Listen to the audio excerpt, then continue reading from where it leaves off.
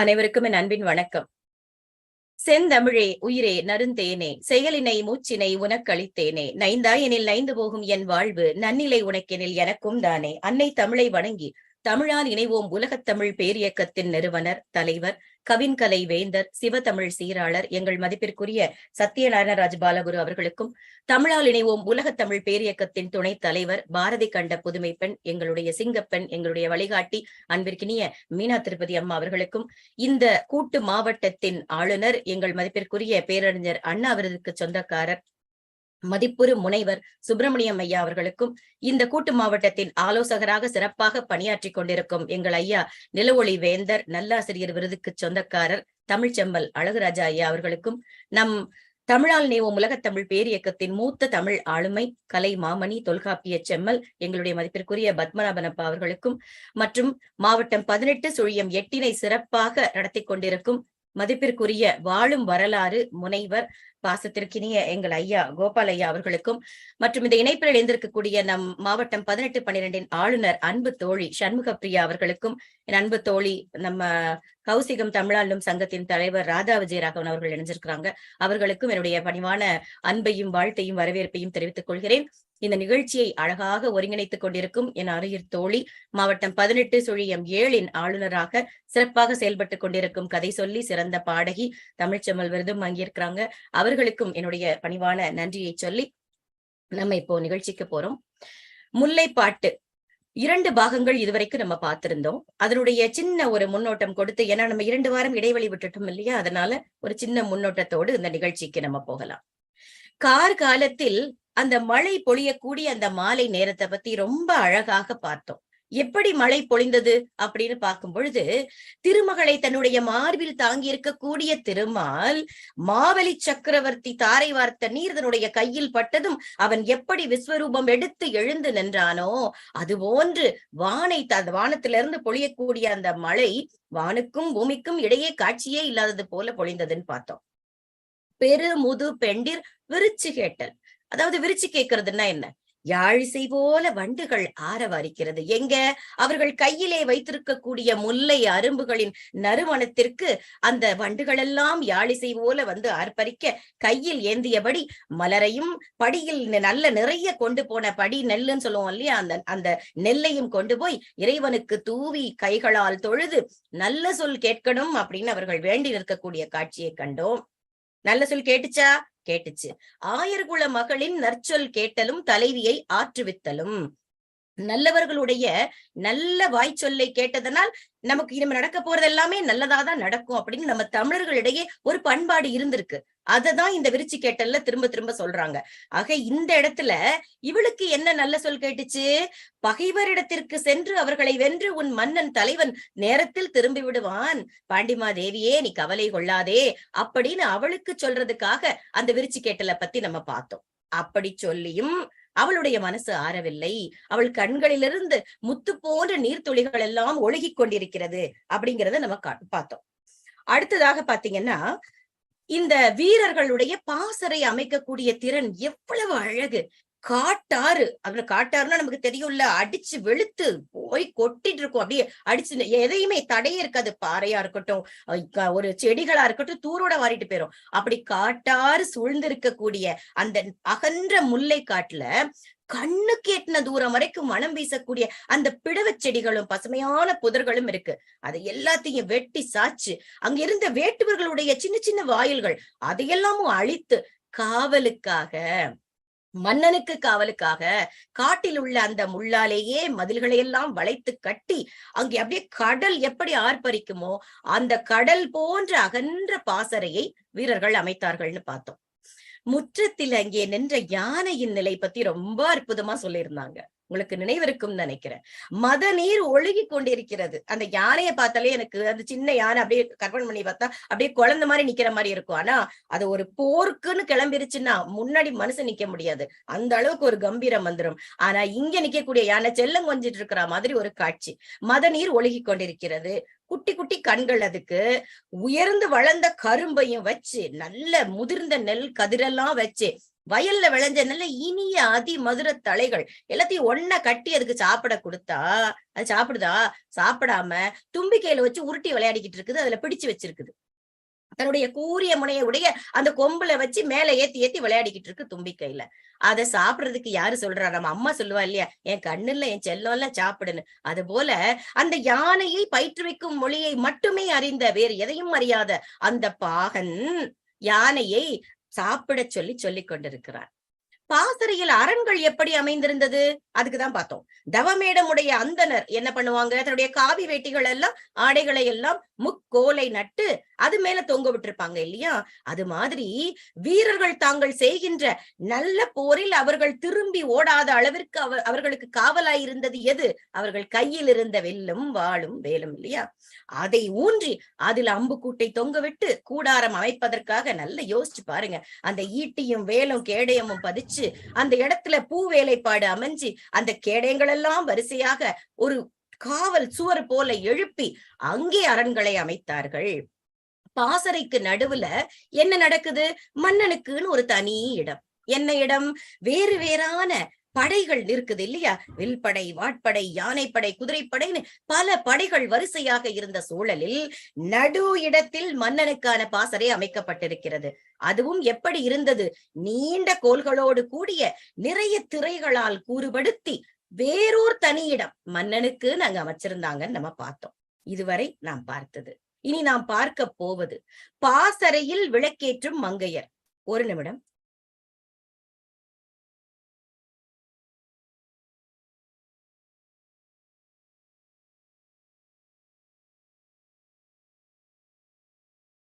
சத்யா, ஒரே ஒரு நிமிடம். ஒண்ணும் இல்ல.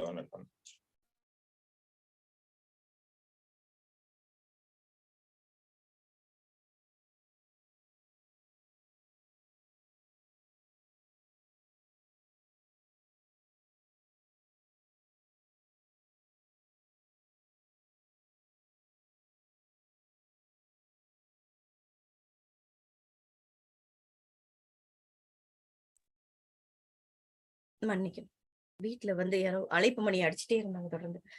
மன்னிக்க. பாசறையில் இல்ல குழந்தை போயிருக்காங்க. பாசறையில் விளக்கேற்றி இருந்த மங்கையர், அவர்கள் எப்படிப்பட்ட அந்த மங்கையர் அங்க இருந்தாங்கிறத இந்த வரிகள்ல நம்ம இன்னைக்கு பார்க்க போறோம். குறுந்தொடி முன்கை கூந்தல் சிறு புறத்து இரவு பகல் செய்யும் தின்பிடி ஒள்வாள் விரவு வரி கச்சின் பூண்ட மங்கையர் நெய் உமிழ் சுரையர் நெடுந்திரி கொளியி கையமை விளக்கம் நந்து தோறும் மாட்ட.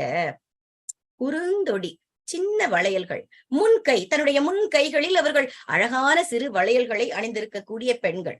கூந்தல், தலை மயிர் எப்படி இருக்கா? சிறுபுறத்து, தன்னுடைய அழகிய சிறிய முதுகு பகுதியில், சிறியங்கிறதுக்குதான் அந்த சிறுபுறத்துங்கிறது அந்த முதுகு பகுதி, புறத்துங்கிறது. இரவு பகல் செய்யும் தின்பிடி ஒள்வாள், இரவை பகலாக்கும். இரவு பகலுக்கு பொருள் பாருங்க. செய்யும் தின்பிடி, செய்கின்ற வலிய கைப்பிடி, நல்ல திண்மையா இருக்கான், திண்ணமா இருக்கான் அப்படின்னு சொல்லுவோம் இல்லையா? எங்க இருந்து வருது பாருங்க அந்த தின்பிடி. ஒள்வாள், ஒளி வீசக்கூடிய வாழ். விரவு, விரவு வரி கச்சு பூண்ட மங்கையர்.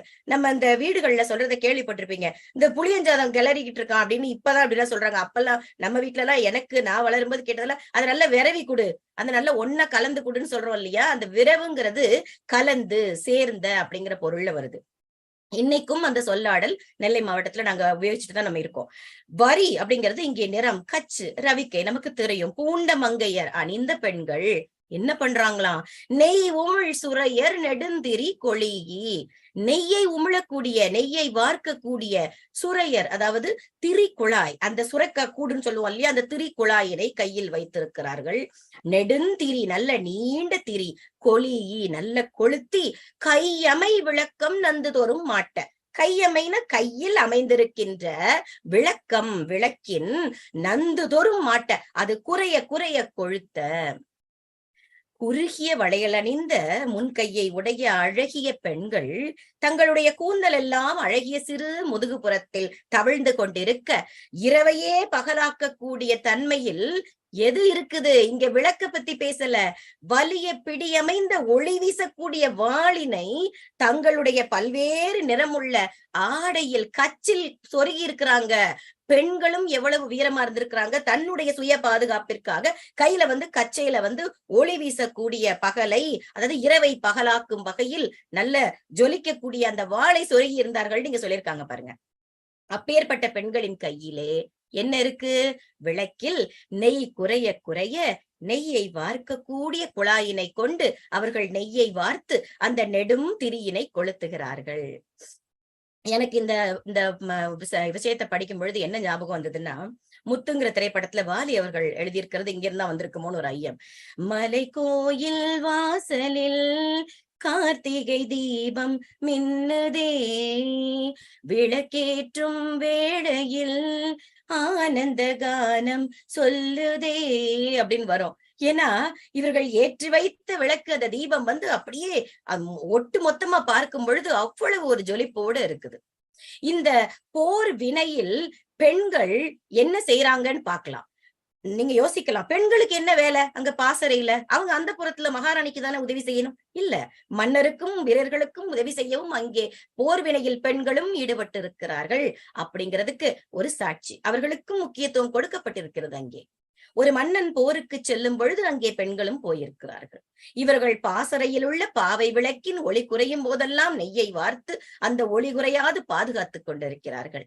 இவர்கள் தங்களுடைய மேலாடையாகி அந்த கச்சில் ஒளி வீசக்கூடிய வாளினையும் சொருகி இருந்திருக்கிறார்கள். எப்படி வீரம் வாய்ந்த பெண்கள்னு பாருங்க. அதத்தான் தின் பிடி ஒள் வாழ் விரவு வரி கச்சின் புண்ட மங்கையர் சொல்றாங்க முல்லைப்பாட்டு.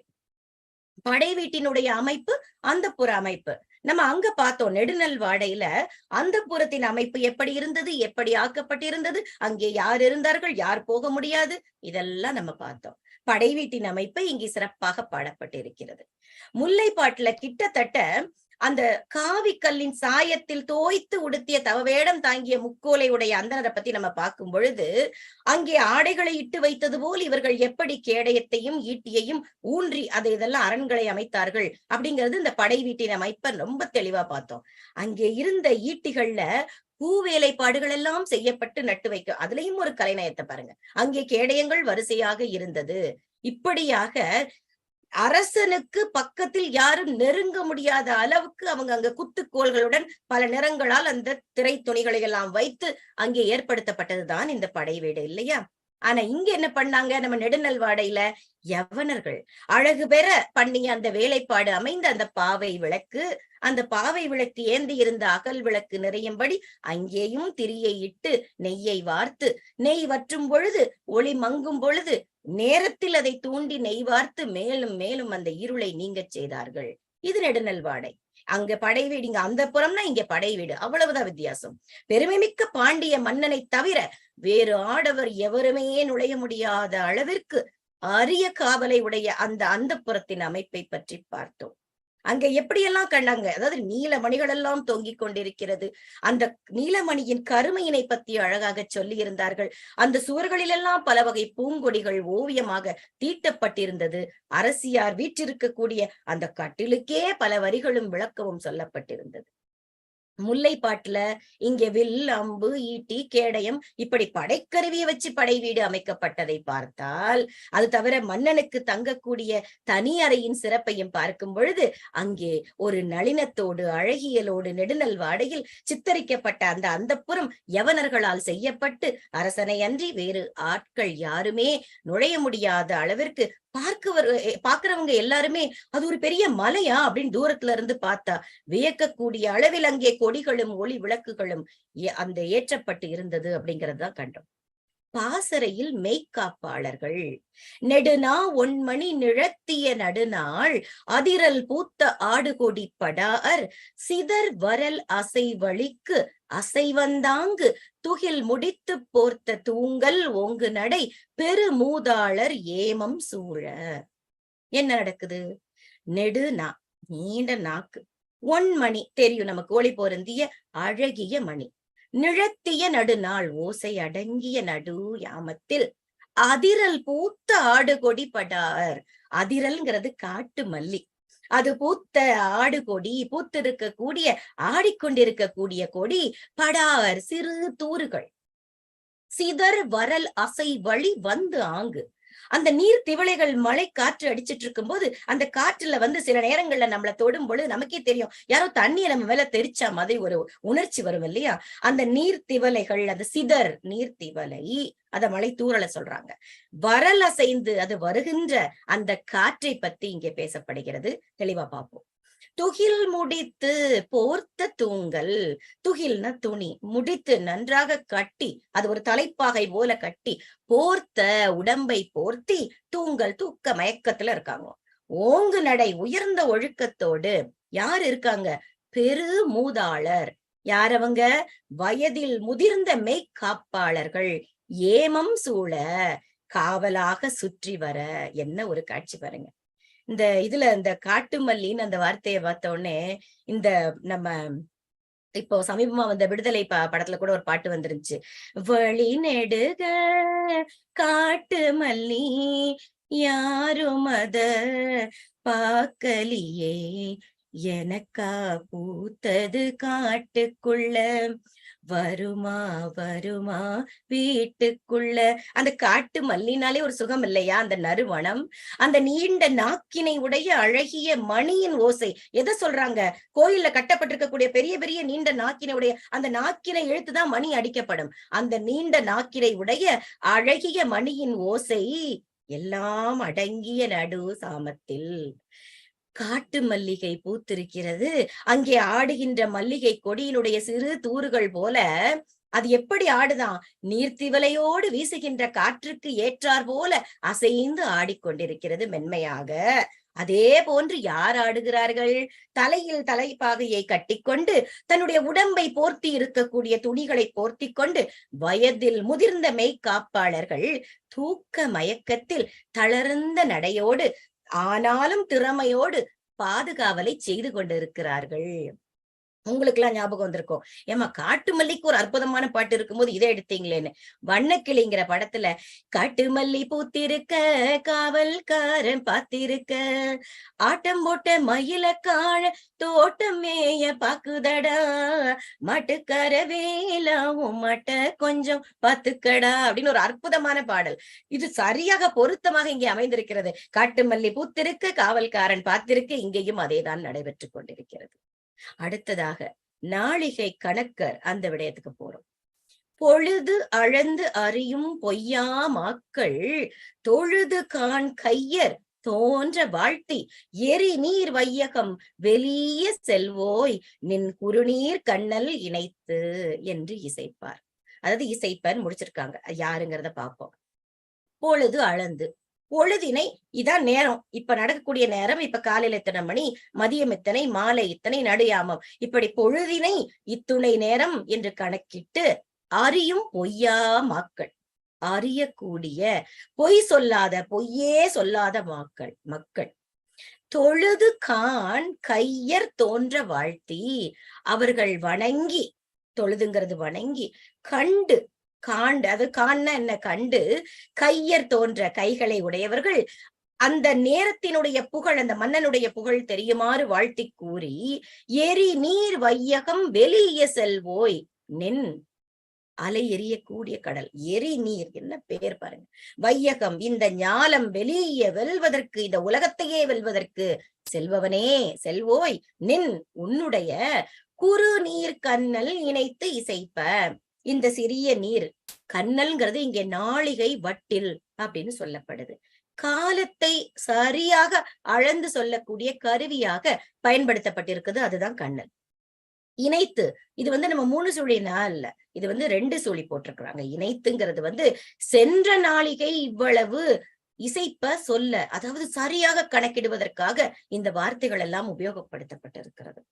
பொய்யே கூறாத, சொல்வதை சரியாக சரியான நேரத்தை கணக்கிட்டு இன்ன நேரம் இவ்வளவு நேரம் என்று சொல்லக்கூடிய நாளிகை கணக்கர் மன்னனை கண்டு தொழுது அவன் புகழையெல்லாம் சொல்லி வாழ்த்தி, மேலும் அவனுக்கு புகழ் தோன்றுமாறு அவனை வாழ்த்தி, அலைகடல் சூழ்ந்த இந்த உலகத்தில் பகைவரை வெல்வதற்கு செல்பவனே, உனது நாளிகை வட்டிலில் அந்த நேரத்தை அளந்து அறியக்கூடிய கருவியில் சென்றுள்ள நேரம் இவ்வளவு போயிருக்கிறது அப்படின்னு சொல்றாங்களாம்.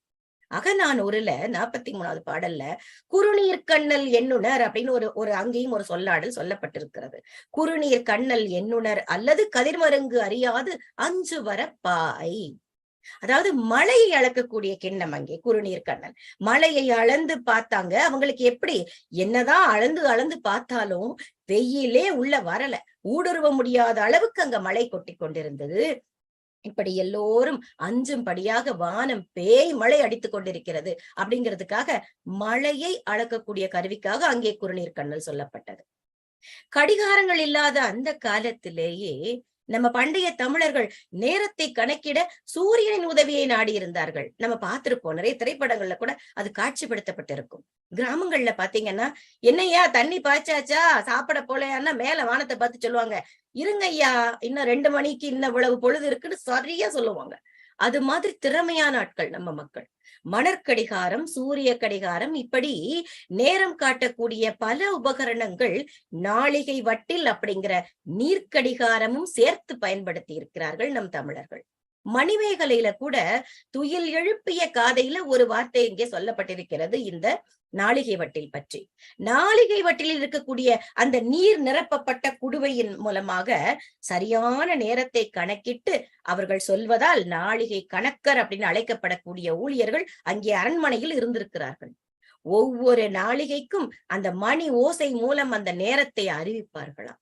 2½ நாளிகை கொண்டதுதான் 1 மணி நேரம், அதாவது 60 நிமிடம். அந்த ஒரு நாளிகை அப்படிங்கிறது 24 மணி துளி. அந்த துளை இருக்கக்கூடிய அந்த வட்டில இருந்து தண்ணீர் வடிந்து கொண்டிருக்கும் போல. துளையுடைய வட்டில் 5 முறை அது நிறைந்து விட்டால் 2 மணியாம். 60 முறை நிறைந்து விட்டால் அது 24 மணி நேரமாம். எப்படி பாருங்க, இன்னைக்கெல்லாம் ஒரே நம்ம தொழில்நுட்பத்துல என்னென்னமோ செஞ்சுக்கிட்டு இருக்கோங்க, எப்படி துல்லியமா கணக்கிட்டு இருக்காங்க பாருங்க. இந்த காலக்கடிகாரம் எல்லாம் நாம் கையாண்டு கொண்டிருக்கக்கூடியது வருவதற்கு முன்னால் கண்ணல் வாயிலாகத்தான் நம் நாட்டவர், நம் தமிழகத்தார் கால கணக்கினை அறிந்திருக்கிறார்கள். இறைவனை தொழுதல், மன்னனை தொழுதல் இரண்டுமே சரி சமமாக பாவிக்கப்பட்டிருக்கிறது. ஏன்னா நம்ம மரியாதைக்குரியவர்கள் தான் நம்ம இப்ப நம்மள கை தூக்கி இப்ப வணங்குறோம் இல்லையா? எப்போ அவர்கள் மேல் நமக்கு மரியாதை இருக்கும் பொழுது நம்மளை அறியாம கை தூக்கி வணக்கம் சொல்லுவோம். அப்படி கைகூப்பி தொழும் பழக்கம் நம் தமிழரிடையே மட்டும்தான் இருந்தது.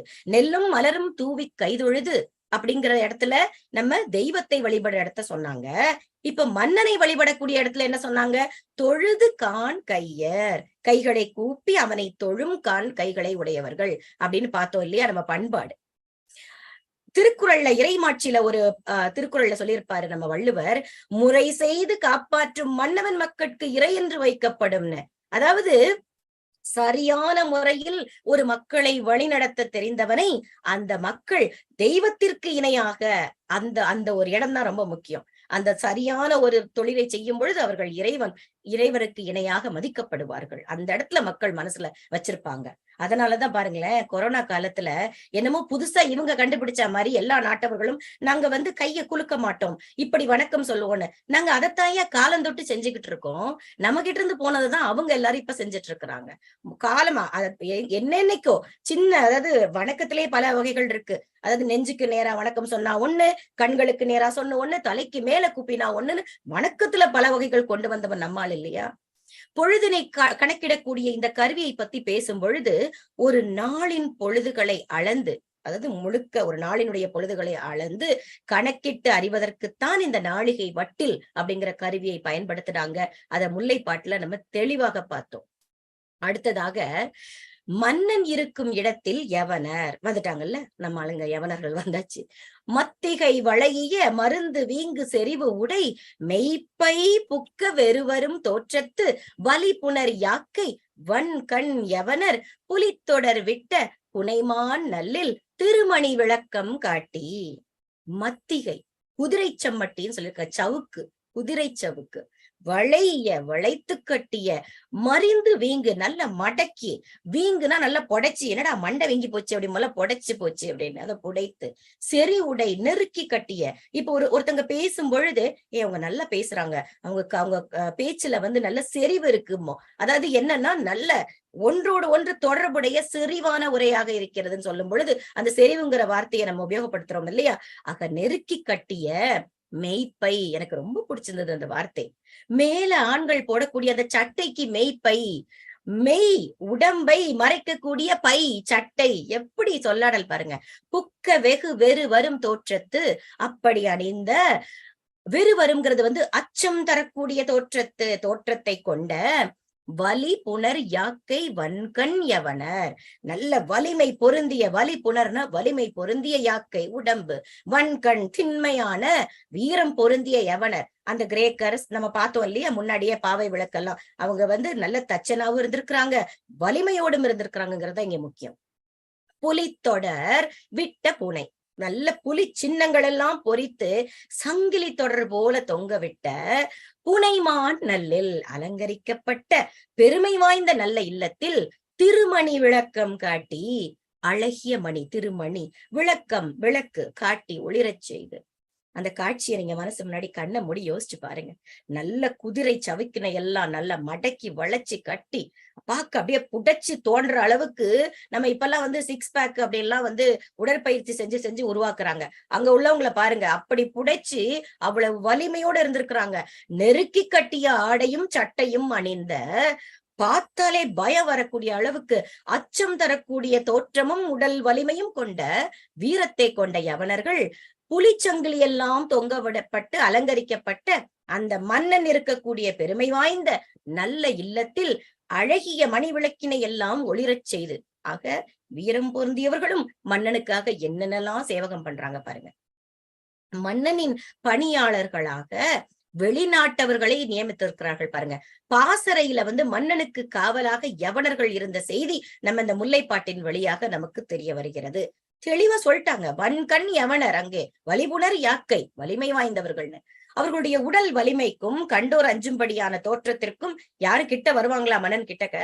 இவர்கள் மட்டும் இல்லாம மன்னனுக்கு காவலாக இருந்த இன்னொரு பிரிவினர் மிலேச்சியர்களாம். அவங்க பெலிச்சிதானத்திலிருந்து துருக்கர்கள்னு சொல்லப்படுகிறது. பெலிச்சிங்கிறது தான் மிலேச்சின்னு மாறி அவர்கள் மிலேச்சியர்கள் அப்படின்னு அழைக்கப்படுறாங்க. இதில் இன்னொரு சிறப்பு இருக்கு. இவர்களால் வாய் பேச முடியாதாம். உடல் உறுப்புகளின் மூலமாக மட்டுமே செய்திகளை தெரிவிக்க வல்லவர்கள். அந்த காலத்துல மன்னர்கள் தம்முடைய அந்தப்புறத்து செய்திகள் வெளியில் செல்லாமல், அரச ரகசியங்கள், அரசாங்க முக்கிய தகவல்கள் வெளியே செல்லாமல் இருப்பதற்காகவும் இப்படி வாய் பேச முடியாத மிலேச்சியர்களை பயன்படுத்தி இருக்கார்கள். ரொம்ப முக்கியம். நம்ம ஐயா சுப்பிரமணியம் ஐயா பேசும்பொழுது அந்த தென்னாட்டு விடுதலை போர்ல கூட ஊமைத்துறை பத்தி சொல்லும் பொழுது இதையேதான் சொல்லியிருந்தாரு. ஏன்னா வெளியில போய் அவன் எதுவும் சொல்லிடக்கூடாதுன்னு ஊமையை பத்து வச்சிருந்தாங்க அப்படிலாம் சொல்லிட்டு வந்தாங்க ஐயா. அலங்கார தொங்கல். பாசறையில் இருக்கக்கூடிய மன்னனின் இல்லம் புரி பொறிக்கப்பட்ட அந்த தொடர்ச்சி சங்கிலி எல்லாம் தொங்க விடப்பட்டிருக்கிறது. அங்கே விளக்கும் இருந்தது ஒவ்வொரு சங்கிலிலையும். இந்த முல்லைப்பாட்டுல பார்த்தோம். நான் முதல்ல சிலாகிச்ச அந்த வார்த்தை தான் மெய்ப்பை. ஆண்கள் அணியக்கூடிய மேல் சட்டையை குறிப்பது. அந்த மெய்ப்பைங்கிற சொல்லாட்சிகள் அப்பவே இருந்திருக்கு. உடம்பின் மேலே அணியக்கூடிய ஆடை என்பதால் நம் தமிழ் சமுதாயம் அதற்கு மெய்யை மூடக்கூடிய பை மெய்ப்பை அப்படிங்கிற அழகிய சொல்லை வைத்து ஆண்டிருக்கிறார்கள். மன்னனினுடைய பள்ளி அறையில் மிலேச்சர் பத்தி பார்ப்போம். தின் ஞான் எழினி வாங்கிய ஈர் அறை பள்ளியுள் உடம்பின் உரைக்கும் உரையானாவின் படம்புகு மிலேச்சர் உளையராக.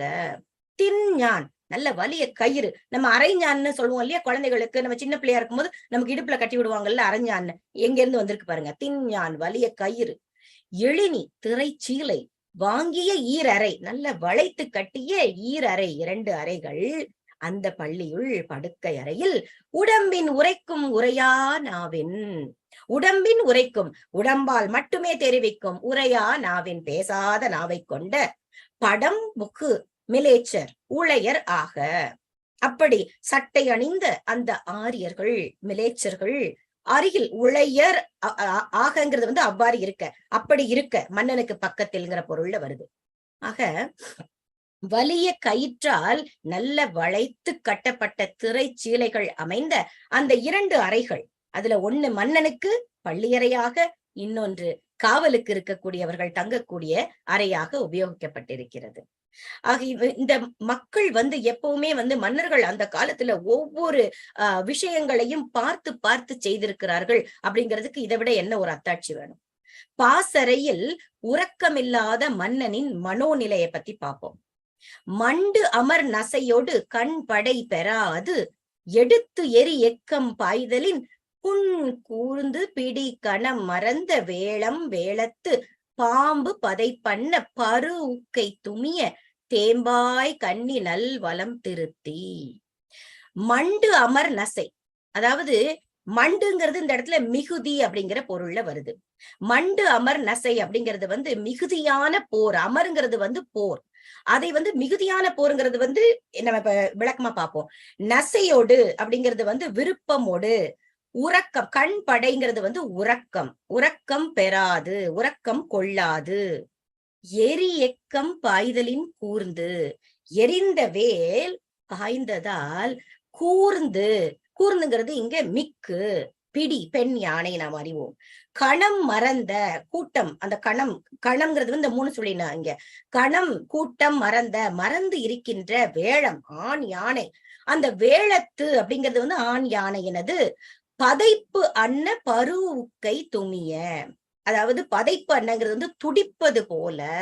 பரு உக்கை துமிய, பரு உக்கைங்கிறது அந்த பருத்த, அந்த யானையினுடைய பருத்த துதிக்கை. துமிய அற்று வீழ அப்படிங்கிற பொருள். தேம்பாய் கண்ணி நல் வலம் திருத்தி, தேன் ஒழுகுகின்ற, தேன் அதாவது மத நீர் பத்தி பேசணும் இல்லையா, அந்த தேன் ஒழுகுகின்ற, தேன் சிந்துகின்ற கண்ணி மாலை. இந்த இடத்துல மாலையை பத்தி சொல்றாங்க. தேன் ஒழுகுகின்ற கண்ணி, ஒவ்வொரு கண்ணியா எடுத்து கட்டினே போல அந்த கண்ணிங்கிறது மாலை. நல்ல நல்ல வலம் திருத்தி, அதாவது ஒரு நல்ல வெற்றியினை கொடுக்கக்கூடிய, மன நிறைவோடு கொடுக்கக்கூடிய, நல்ல எது செஞ்சாலும் திருத்தமா செய்யறாங்கப்பா அப்படின்னு சொல்லுவோம்ல, செம்மையாக செய்யக்கூடிய. ஆக போர் செய்வதில் அதிகப்படியான விருப்பம் கொண்ட, அதாவது அதிக விருப்பம் இருந்ததால் பள்ளி அறையில் தூக்கம் கொள்ளாது. யார் இருக்கா? மன்னன். அவன் கவனம் ஃபுல்லாவே என்னவா இருக்கும், முழுக்க முழுக்க மறுநாள் எப்படி, நேத்து என்னென்ன தவறுகள் செஞ்சோம், நாளைக்கு எப்படி செஞ்சா வெற்றி அடையலாம். ஆக இந்த போரை பற்றியே அவனுடைய சிந்தனை இருக்கும். பள்ளி அறையில் அவன் படுத்திருக்கிறானே தவிர அவனுக்கு உறக்கம் வரவில்லை. பள்ளி அறையில் தூக்கம் கொள்ளாது முதல் நாள் நடைபெற்ற போர்க்கள காட்சிகளை நினைத்தபடியே படுத்திருக்கிறான் நம் மன்னவன். பகைவர் எடுத்து எறிந்த வேல் நுழைந்ததால் புண்பட்டு, யோசிக்கிறான் மன்னன். பெண் யானைகளை மறந்திருக்கின்ற ஆண் யானைகளை நினைத்தும், அந்த போரில் அவனுக்காக போராடிய ஆண் யானைகள், அது பகைவர்களுடைய வில் அம்பு இதெல்லாம் அதுல காயப்பட்ட யானைகளை பற்றி சிந்தித்து பார்க்கிறான். அடிபட்ட பாம்பு துடிப்பதை போல துடித்து விழும்படி யானைகளின் பருத்த துதிக்கைகளை எல்லாம் வெட்டி வீழ்த்தினார்கள் பகைவர்கள். அதை மன்னன் நினைத்து பார்க்கிறான். தான் அணிந்திருந்த தேன் ஒழுகக்கூடிய வஞ்சி மாலைக்கு வெற்றியை தரும்படியாக இந்த யானைகள் எல்லாம் அவனுக்காக உழைத்திருக்கிறது. அதைத்தான் இங்க தெளிவாக சொல்லப்பட்டிருக்கிறது. இதை இன்னும் கொஞ்சம் விரிவா நான் பார்க்கணும்னு ஆசைப்படுறேன். நான் இத்தோட இந்த இதை முடிச்சுக்கிறேன். அடுத்த பகுதியில மீண்டும் நாம் தொடர்வோம் அப்படிங்கிறத சொல்லி, இந்த காட்சிகள் எல்லாம், ஏன்னா அநேகமா நான் அடுத்த வாரத்துல முடிச்சிருவேன்னு நினைக்கிறேன். ரொம்ப சிறப்பான இந்த காட்சி அமைப்புகள் இன்னும் கொஞ்சம் விரிவாக பார்க்க வேண்டும் என்று நான் நினைப்பதால் இத்துடன் என்னுடைய உரையை முடித்துக்கொண்டு என் வாய்மொழி கேட்ட உங்கள் அனைவருக்கும் என் பணிவான நன்றியை சொல்லி அமைகிறேன். இது களம் அமைத்து கொடுத்த நம் நிறுவனர், துணைத் தலைவர் அம்மா, இணைப்பில் இணைந்திருக்கக்கூடிய நம் அத்துணை ஆளுமைகள் தோழமைகளுக்கு என் பணிவான வணக்கம். நன்றி.